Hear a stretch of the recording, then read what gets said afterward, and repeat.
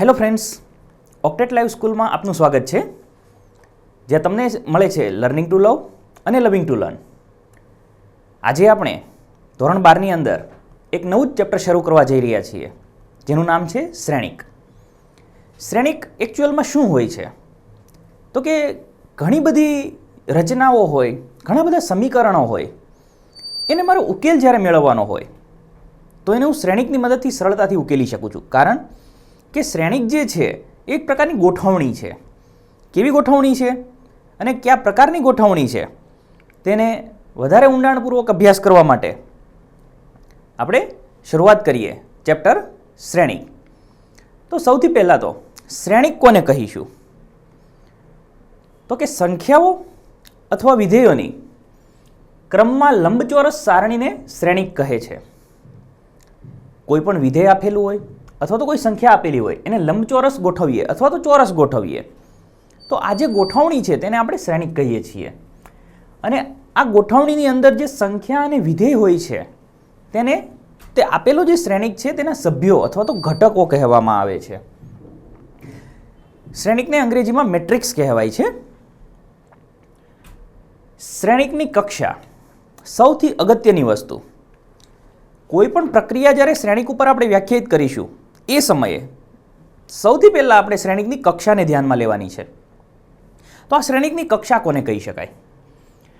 તો કે શ્રેણિકમાં જે m હાર હોય અને n સ્તંભ હોય તો તેવા શ્રેણિકની કક્ષા m ક્રોસ n છે તેવું કહી શકાય. આપ જોઈ શકો છો કે હારની જે સંખ્યા છે એને મેં પહેલાં લીધી છે અને સ્તંભની જે સંખ્યા છે તેને પછી લીધી છે. તો ખાસ ધ્યાન રાખજો બાળકો, આ જે m ક્રોસ n છે એમાં સૌથી પહેલી જે સંખ્યા છે એ હારની સંખ્યા, કેટલી હાર છે, અને ત્યારબાદ કેટલા સ્તંભ છે એ આપણે દર્શાવવાનું છે. તો આ જે m ક્રોસ n છે તેને શ્રેણિકની કક્ષા કહેવામાં આવે છે. વ્યાપક રીતે જ્યારે મારે m ક્રોસ n શ્રેણિકને દર્શાવવો હોય તો કઈ રીતે દર્શાવી શકાય? તો એના માટે આપણે m અને n ની અલગ અલગ કિંમતો લેતા જઈએ. જેમ કે હું m બરાબર 1 લઈશ એટલે કે મારી પહેલી હાર થશે. તો પહેલી હારની અંદર જ્યારે હું n બરાબર 1 લઈશ એટલે મને પહેલો ઘટક મળશે a11. હાર તો પહેલી જ છે પરંતુ n બરાબર 2 લઈશું એટલે મને બીજો ઘટક મળશે a12. આ રીતે a13 આગળ જતા જઈશું અને લાસ્ટમાં આપણને a1n. પહેલી હારની અંદર n ઘટકો છે. ત્યારબાદ આપણે બીજી હાર લઈએ છીએ તો બીજી હારની અંદર n ઘટકો છે. આ રીતે એક પછી એક હાર જ્યારે લેતા જઈશું તેમ આપણે નીચે ઉતરતા જઈએ તેમ mમી હાર આવશે. તો mમી હારની અંદર આગળ વધતા વધતા છેલ્લો ઘટક આપણને amn મળે છે. તો આ જે ગોઠવણી છે એ શ્રેણિકની વ્યાપક ગોઠવણી છે. m ક્રોસ n શ્રેણિકના ઘટકોની સંખ્યાને m અને n ના ગુણાકારથી મેળવી શકાય છે. તો MCQની અંદર તમને પૂછે કોઈ પણ શ્રેણિકની કક્ષા આપેલી હોય તો તેની અંદર રહેલા ઘટકોની સંખ્યા કેટલી હશે? તો આપેલી જે કક્ષાની સંખ્યા છે તેનો ગુણાકાર જેટલી હશે. જેમ કે જો તમારી પાસે 2/3 શ્રેણિકની કક્ષા હોય તો તેના ઘટકો કેટલા હશે? તો કે 2 ગુણ્યા 3 6. તેની અંદર કુલ 6 ઘટકો રહેલા હોય છે. m ક્રોસ n કક્ષાવાળા શ્રેણિકને સંકેતમાં આપણે આ રીતે દર્શાવીશું aij m cross n. ij શું દર્શાવે છે? તેના ઘટકોનો સિમ્બોલ i = 1 અને j = 1 હોય તો આપ જોઈ શકો છો કે a11. તો ઘટકનો જે સિમ્બોલ છે એ દર્શાવે છે અને m ક્રોસ n અહીંયા આપણે કક્ષા દર્શાવીશું.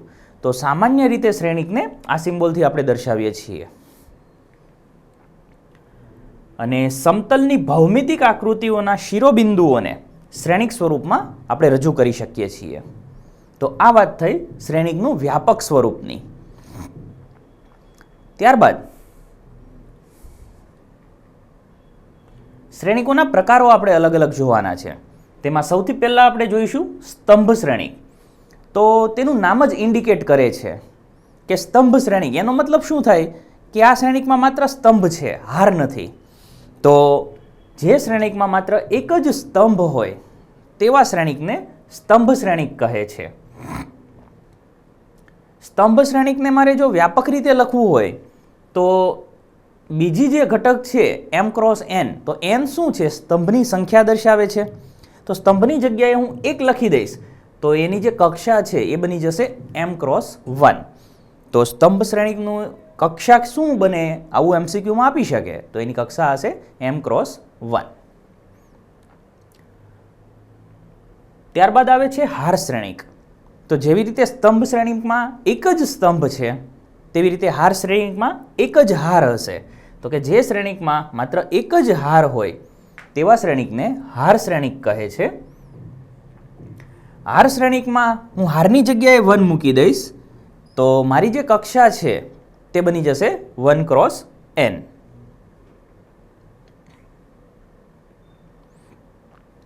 ત્યારબાદ છે ચોરસ શ્રેણિક.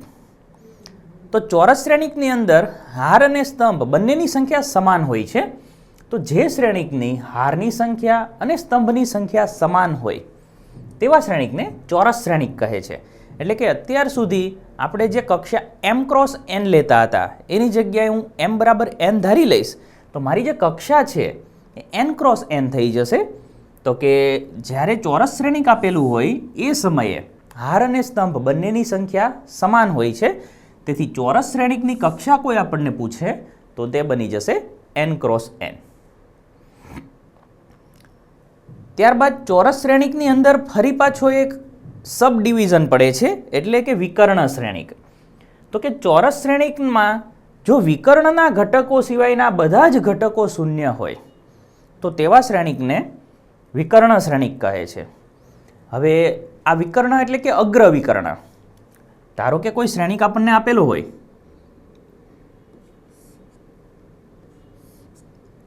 વન 2 3 અને 4.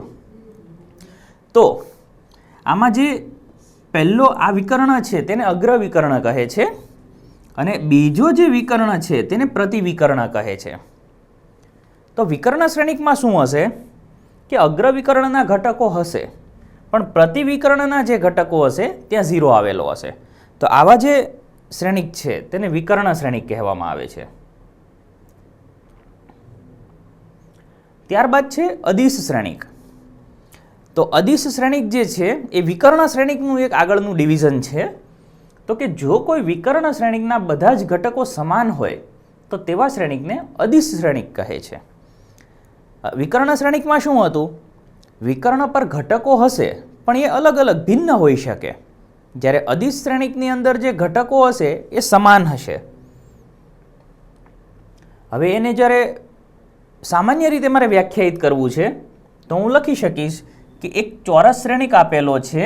એ ચોરસ શ્રેણિકની અંદર જો હાર અને સ્તંભની સંખ્યા સમાન ન હોય એ સમયે ઘટકો શું હશે? 0 હશે.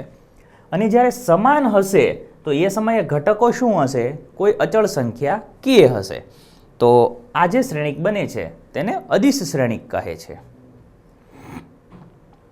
ત્યાર પછી છે એકમ શ્રેણિક. તો એકમ શ્રેણિક જે છે એ અદિશ શ્રેણિકનું જ એક ડિવિઝન છે. તો અદિશ શ્રેણિકમાં જે અચળ સંખ્યા હોય છે એની જગ્યાએ જો હું 1 લખી દઈશ તો એ જે શ્રેણિક મને મળશે તે કયો બની જશે? તે એકમ શ્રેણિક બની જશે.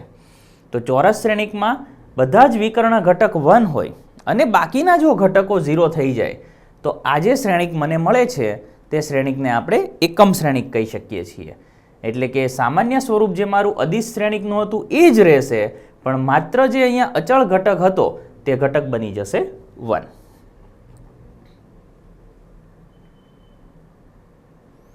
અને એકમ શ્રેણિકને જનરલી આપણે IN થી દર્શાવીએ છીએ. n શું છે તો કે 2x2 કક્ષાનો હશે તો એને I2 કહીશું. 3x3 કક્ષાનો હશે તો એને I3 કહીશું. આ રીતે એને IN વડે દર્શાવી શકીએ. અને જ્યારે સામાન્ય સ્વરૂપની વાત કરતા હોઈશું ત્યારે આપણે ખાલી I થી પણ એને ડિનોટ કરી શકીએ છીએ. ત્યારબાદ છે શૂન્ય શ્રેણિક. તો જેવું તેનું નામ છે એ જ પ્રકારે એનો શ્રેણિક પણ છે. તો કે જો કોઈ શ્રેણિકના બધા જ ઘટકો શૂન્ય હોય તો તેવા શ્રેણિકને શૂન્ય શ્રેણિક કહે છે. અને શૂન્ય શ્રેણિકને O વડે દર્શાવાય છે. હવે શૂન્ય શ્રેણિકની કોઈ કક્ષા ડિફાઇન નથી. જ્યારે જેવી રીતે જે પરિસ્થિતિમાં જેવા શ્રેણિકની જરૂર હોય તે કક્ષાવાળો આપણે શૂન્ય શ્રેણિક બનાવી શકીએ છીએ. જેમ કે 2/3 શ્રેણિક છે તો એના બધા જ ઘટકો 0, 3/3 શ્રેણિક હોય તો એના જ બધા ઘટકો 0. તો આ પ્રકારે આપણે શૂન્ય શ્રેણિકને વ્યાખ્યાયિત કરી શકીએ છીએ. ત્યારબાદ છે સમાન શ્રેણિક.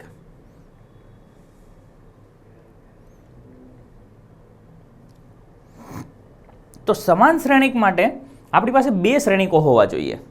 તો જો બે શ્રેણિક આપણી પાસે હોય તો એ બંને શ્રેણિક સમાન છે તેવું આપણે ક્યારે કહી શકીએ? તો સમાન શ્રેણિક થવા માટે બે અગત્યની પરિસ્થિતિમાંથી આપણે પસાર થવું પડે છે. સૌથી પહેલી વસ્તુ કે તેમની કક્ષા સમાન હોવી જોઈએ. આપેલા બંને શ્રેણિકોની કક્ષા સમાન હોય તો આપણે બીજા સ્ટેપ તરફ જઈએ તો કે એનો દરેક સભ્ય બીના અનુરૂપ સભ્યને સમાન હોય. એટલે કે પ્રત્યેક આઈ અને જે માટે એઆઈ બરાબર બીઆઈ હોય તો આપણે એ અને બીને સમાન શ્રેણિક છે તેવું કહી શકીએ. કહેવાનો મતલબ કે બે શ્રેણિક સમાન ક્યારે હોય? તો સૌથી પહેલી વસ્તુ કે તેમની કક્ષા સમાન હોવી જોઈએ, અને બીજી વસ્તુ કે તેમના અનુરૂપ ઘટકો સામસામેના જે ઘટકો છે તે સમાન હોય. ત્યારે આપેલા બંને શ્રેણિકો સમાન શ્રેણિક છે તેવું આપણે કહી શકીએ છીએ. તો આ વાત થઈ શ્રેણિકોની પ્રકારની અને શ્રેણિકોની સમાનતાની. તો આનો જ ઉપયોગ કરી હવે આપણે શ્રેણિકના થોડા દાખલાની સમજ મેળવીએ. તો સૌથી પહેલો પ્રશ્ન લઈએ છીએ કે શ્રેણિક એ આપેલો છે આપણને, એના માટે આપણે શ્રેણિકની કક્ષા મેળવવાની છે, ઘટકોની સંખ્યા અને આપેલા જે ઘટકો છે એ ઘટકો લખવાના છે. તો સૌથી પહેલા પ્રશ્નનો જવાબ આપણે આપીએ.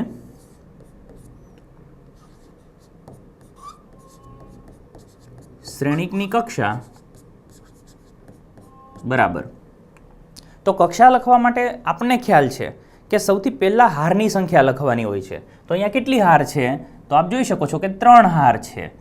તો 3/, કેટલા સ્તંભ છે? તો કે 4 સ્તંભ છે. તો શ્રેણિકની કક્ષા થશે 3/4. ત્યાર પછી બીજું છે ઘટકોની સંખ્યા બરાબર. તો આપણે થિયરીમાં જોયું કે જો m ક્રોસ n શ્રેણિક હોય તો એના ઘટકોની સંખ્યા શું હોય? તો કે બંનેના ગુણાકાર જેટલી. તો અહીંયા 3/4 શ્રેણિક છે તો ઘટકોની સંખ્યા શું હશે? તો કે 3 ચોક 12, તો 12. તો આપ ગણતરી કરીને પણ મેળવી શકો છો, જોઈ શકો છો કે ટોટલ 12 ઘટકો છે આની અંદર. અને ત્રીજી વસ્તુ એટલે કે પર્ટિક્યુલર ઘટક કયો છે એ આપણે લખવાનું છે. તો પહેલું છે A13. A13 આનો મતલબ શું થશે કે પ્રથમ હાર અને ત્રીજો સ્તંભ.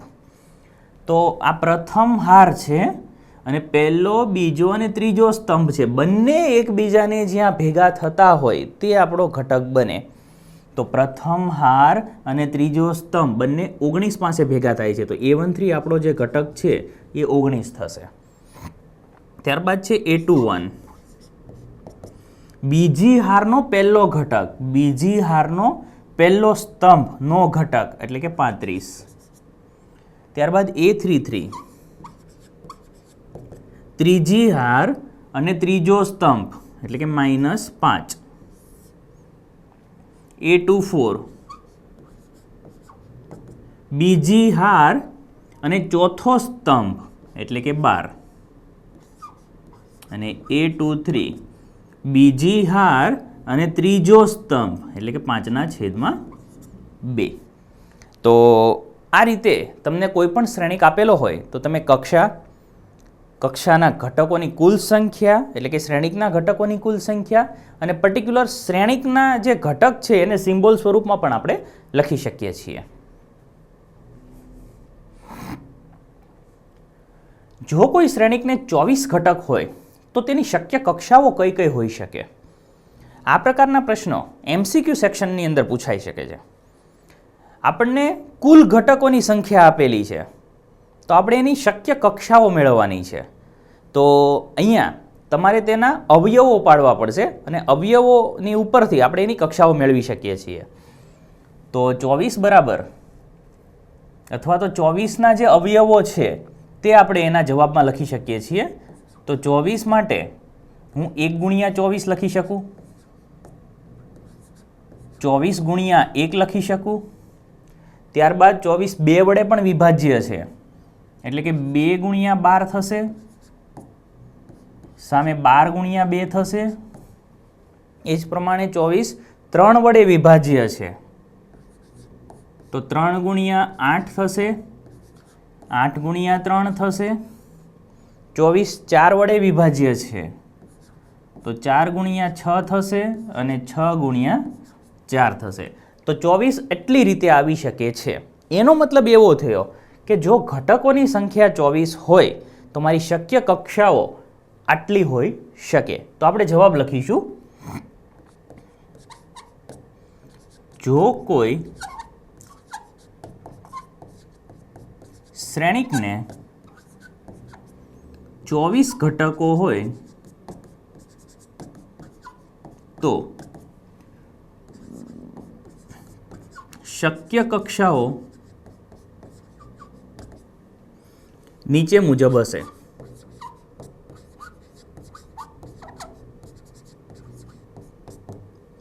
આ બધી જ કક્ષાઓ આપણે લખી દઈએ. 1 cross 24, 24 cross 1, 2 by 12, 12 by 2, 3 by 8, 8 by 3, 4 by 6 અને 6 by 4. હવે બીજો પ્રશ્ન આપણને પૂછેલો છે કે જો તેને 13 ઘટકો હોય તો તેની કક્ષાઓ કેટલી હશે? તો જો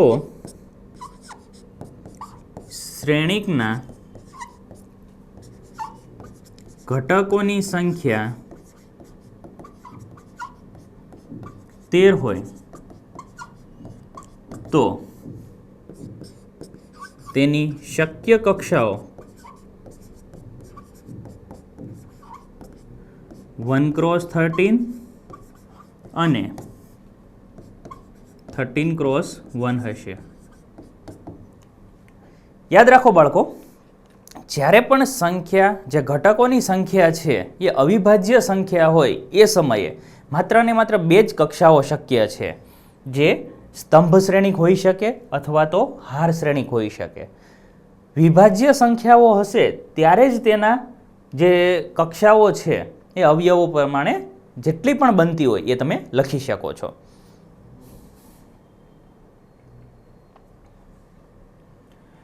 ટુ બાય ટુ શ્રેણિક એ બરાબર એઆઈજીના સભ્યો, એઆઈજે બરાબર આપણને એક સમીકરણ આપેલું છે, તો આપણે શ્રેણિકની રચના કરવાની છે. તો અહીંયા આપણને સૌથી પહેલાં આપી દીધું છે કે આપણો જે શ્રેણિક છે એ કેવો છે, તો કે 2 by 2 છે. તો 2 by 2 શ્રેણિક માટે સૌથી પહેલાં એનું સામાન્ય સ્વરૂપ લખવું હોય તો હું લખી શકું A11, A12, A21 અને A22 આ પ્રમાણે. તો આપણે 4 ઘટકો સૌથી પહેલાં મેળવવાના થશે.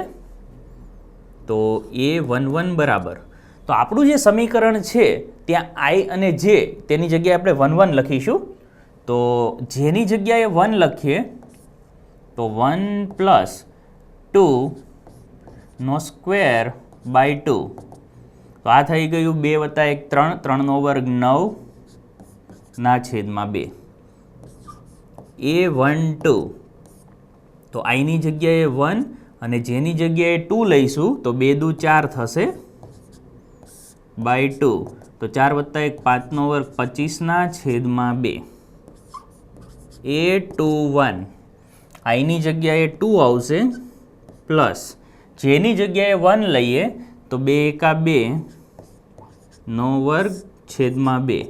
તો અહીંયા થશે 2 વત્તા 2 4, 4 નો વર્ગ 16 અને 16 ના છેદમાં 2 એટલે 8. અને A22 તો 2 વત્તા અહીંયા થશે 2 દુ 4 નો વર્ગ, તો 4 વત્તા 2 એટલે 6, 6 નો વર્ગ 36 ના છેદમાં 2 એટલે 18. તો આપણને બધા જ ઘટકો મળી ગયા છે. તો આપણે એ શ્રેણિક લખી શકીએ. તો માટે એ બરાબર જે સ્વરૂપમાં હતું તે જ લખવાનું. A11ની જગ્યાએ 9/2, ત્યારબાદ A12ની જગ્યાએ 25/2, ત્યારબાદ 8 અને લાસ્ટમાં 18. તો આ પ્રમાણે તમને કોઈ પણ સમીકરણ આપેલું હોય તો આપણે તેનો શ્રેણિક મેળવી શકીએ છીએ. જો 3/4 શ્રેણિકના સભ્યો aij બરાબર 2i માઇનસ જે દ્વારા મળે તો શ્રેણિકની રચના કરો. તો અહીંયા 3/4 હારની સંખ્યા 3 છે અને સ્તંભની સંખ્યા 4 છે. તો સૌથી પહેલાં તો આપણે બધા જ ઘટકો મેળવવા પડશે. તો a11 બરાબર 1 લઈશું તો 2 એકા 2 ઓછા 1 એટલે 1. a12 2 એકા 2 ઓછા 2 એટલે 0. a13 પહેલી હાર ત્રીજો સ્તંભનો ઘટક એટલે 2 એકા 2 ઓછા 3 એટલે -1. અને a14 તો 2 એકા 2 -4 એટલે -2. તો પહેલી હારના 4 ઘટકો આપણને મળી ગયા. હવે હું બીજી હારના ઘટકો લઈશ.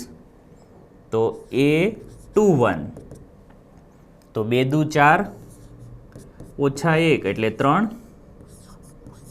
a22 2 દુ 4 ઓછા 2 એટલે 2.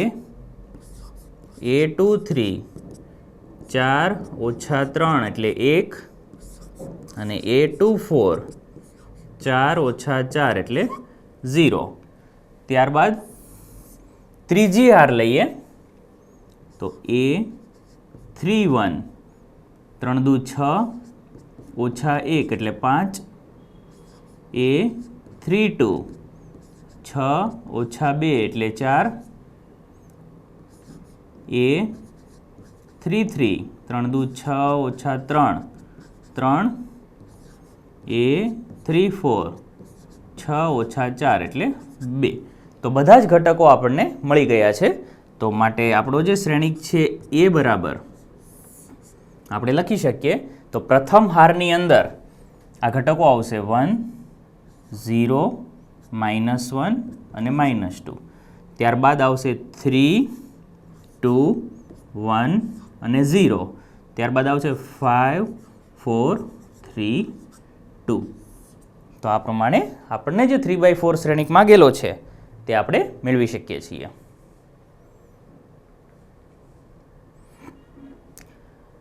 નીચેના સમીકરણોમાંથી xy અને z ના મૂલ્ય શોધો. તો બે સમાન શ્રેણિક આપેલા છે. તો આપણે શ્રેણિકોની સમાનતામાં જોયું હતું કે બંને શ્રેણિક સમાન ક્યારે હોય? બંનેની કક્ષા સમાન હોય અને બંનેના અનુરૂપ ઘટકો સમાન હોય. તો જોઈ શકો છો કે બંનેની કક્ષા 2/2 છે. તો અનુરૂપ ઘટકોને સમાન કરીએ. તો માટે x + y બરાબર 6 અને બીજું છે તો xy બરાબર 8. તો અહીંયાથી હું x બરાબર લખવું હોય મારે તો 6 ઓછા y આવું લખી શકું. આને પરિણામ 1 આપીએ અને આ જે છે તેને પરિણામ 2 આપીએ. પરિણામ 1નું મૂલ્ય 2માં મૂકતા. તો માટે xની જગ્યાએ આપણે કિંમત મૂકી દઈએ. તો આ થઈ ગયું 6y - y² = 8. બંને પદને સામે લઈ જઈએ તો y² - 6y + 8 = 0. 8ના એવા ભાગ પાડીએ કે 6 આવે તો 4 દુ 8. y - 4 y - 2 બરાબર 0. માટે y બરાબર 4 અને y બરાબર 2.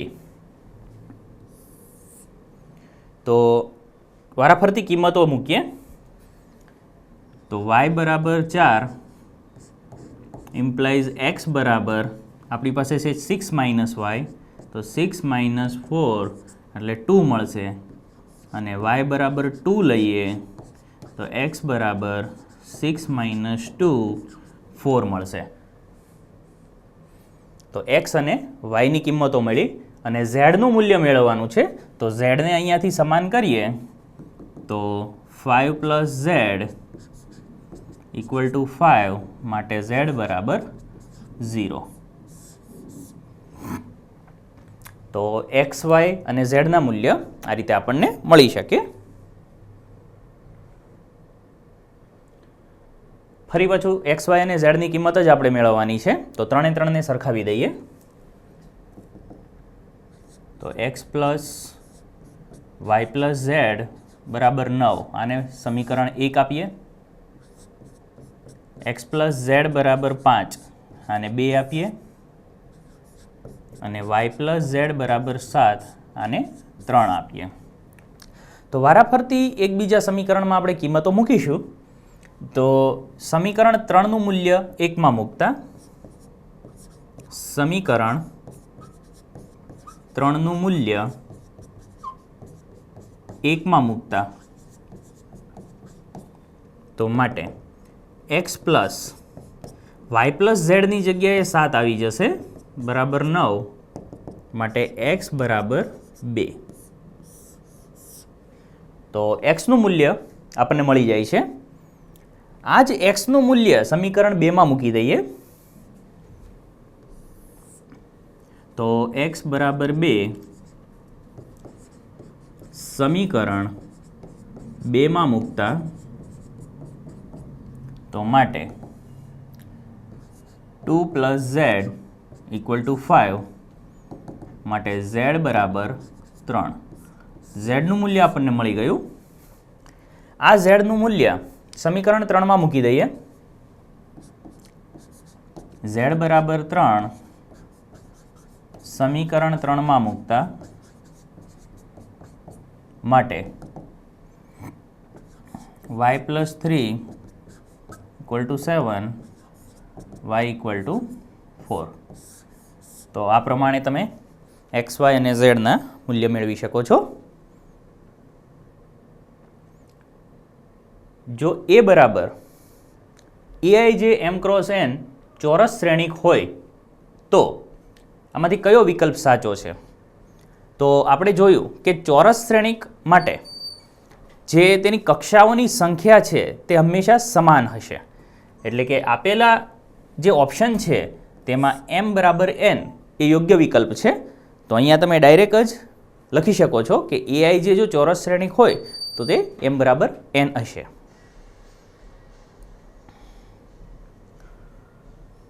એક્સ વાયની જે કિંમતો માટે શ્રેણિક આપેલા છે, જો એ સમાન થાય તો એક્સ અને વાયની કિંમતો શોધવાની છે. તો હમણાં જ આપણે જોયું કે શ્રેણિકો સમાન હોય તો એની કક્ષા સમાન હોવી જોઈએ. તો જોઈ શકો છો કે બંને શ્રેણિકની કક્ષા સમાન છે. ત્યારબાદ તેના ઘટકો સમાન હોવા જોઈએ. તો ઘટકોને સમાન કરીએ તો એના માટે વાયને સૌથી પહેલાં સરખાવીએ આપણે. તો પહેલાં ઉપરથી લઈ શકાય કે વાય માઇનસ 2 બરાબર 5, તો વાય બરાબર અહીંયાથી આપણને મળશે 7. એ જ પ્રમાણે જ્યારે બીજું સરખાવીશું તો વાય પ્લસ 1 8, તો વાય બરાબર 7. તો બંને સમીકરણ પરથી વાયની કિંમત સમાન મળે છે, તેથી વાયનું મૂલ્ય 7 થશે. હવે ઘણી વખત આપણે એવું જોઈએ કે વાય 7 મળે છે એટલે પહેલો ઓપ્શન રાઈટ કરી દઈએ છીએ, પણ આવી ભૂલ નહીં કરવાની. એક વખત એક્સને પણ સરખાવી જોવાના. તો એક્સને સરખાવીએ તો 3x પ્લસ 7 બરાબર 0, માટે એક્સ બરાબર પહેલા સમીકરણ ઉપરથી તમને મળે છે -7/3.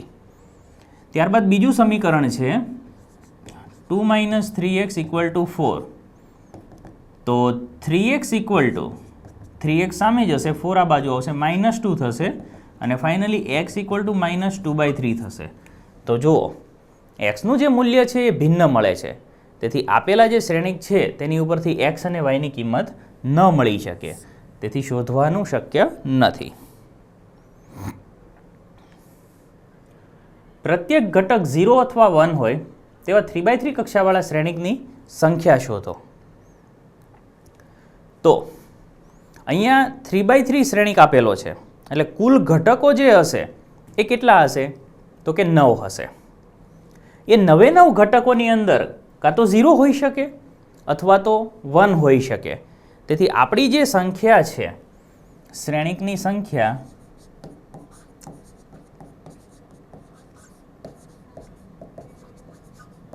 બરાબર 2/9.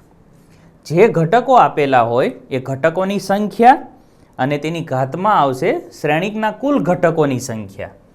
એટલે કે 512. તો આવા શ્રેણિકની કુલ સંખ્યા એ 512 હોઈ શકે. એટલે ડી ઓપ્શન સાચો છે. તો બાળમિત્રો, આ થઈ શ્રેણિકની થોડી માહિતી, જેમાં આપણે શ્રેણિકોની સમાનતા શીખ્યા અને શ્રેણિકોના અલગ અલગ પ્રકારો વિશે માહિતી મેળવી. તો આજનો આ વિડીયો લેક્ચર જો આપને ગમ્યો હોય તો લાઈક કરો, શેર કરો, સબસ્ક્રાઈબ કરો અને કોઈ ડાઉટ હોય તો તમે કમેન્ટ સેક્શનમાં મોકલી શકો છો. Thank you.